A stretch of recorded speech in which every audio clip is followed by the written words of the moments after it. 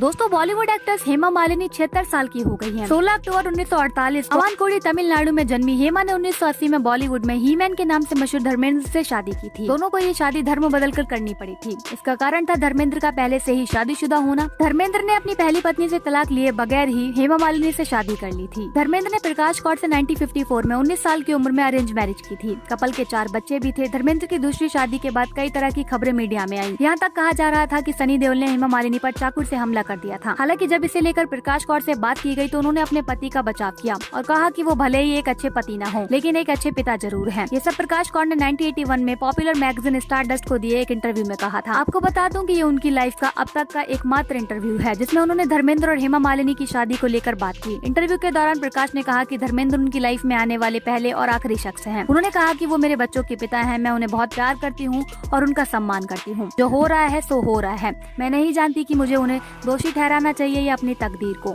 मैं एक बात जानती हूँ कि वो मुझसे कितने भी दूर चले जाएं, लेकिन जब भी मुझे उनकी जरूरत होगी वो मेरे साथ होंगे। मैंने उन पर अपना विश्वास नहीं खोया है। कुछ भी हो है तो वो मेरे बच्चों के पिता ही। और जब प्रकाश कौर से सवाल किया गया कि क्या सनी देओल ने हेमा मालिनी पर चाकू से हमला किया था, उन्होंने कहा कि हर बच्चा चाहता है कि उसके पापा उसकी माँ को ही सबसे ज्यादा प्यार करें। इसका मतलब ये नहीं है कि वो दूसरी औरत को मार देगा जो उसके पिता को प्यार करती है। मैं ज्यादा पढ़ी लिखी नहीं हूँ, लेकिन अपने बच्चों की नजरों में दुनिया की सबसे खूबसूरत महिला हूँ।